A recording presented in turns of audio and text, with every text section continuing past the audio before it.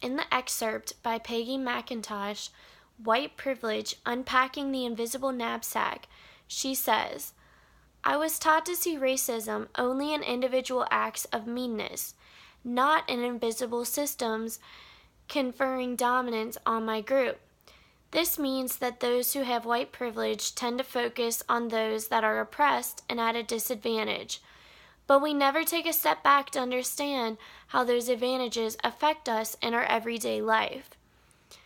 Peggy creates a list of 50 things that she considers to be white privilege. She tries to stay objective without tying in religion, social status, etc. This project occurred since Peggy is a women gender studies teacher.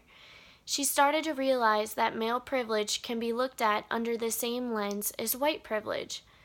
She says that she's noticed men's unwillingness to admit that they are overprivileged, yet they have no problem saying that women are at a disadvantage.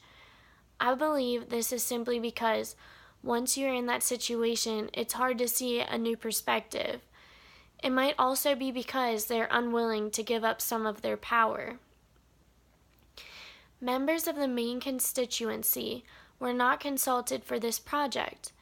Therefore, this project was a PLOP, a project designed without input about their needs from those experiencing the greatest impact of racism.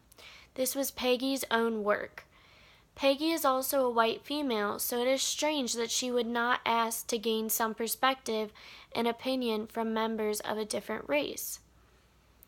This article didn't discuss the attention this project received and whether it was positive or negative.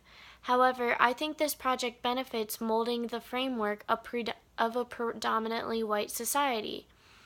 If you look at this in the lens Peggy is providing, then maybe we will stop taking our white privilege for granted. This work is difficult to gauge on its success because you don't know how many people have access to it, and if it has left an impacting impression.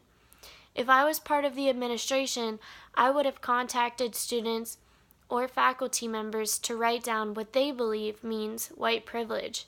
I would have included people of different races to put down their ideas as well. Having others engage in this type of work may leave more of a lasting impact than one professor's thoughts on the matter.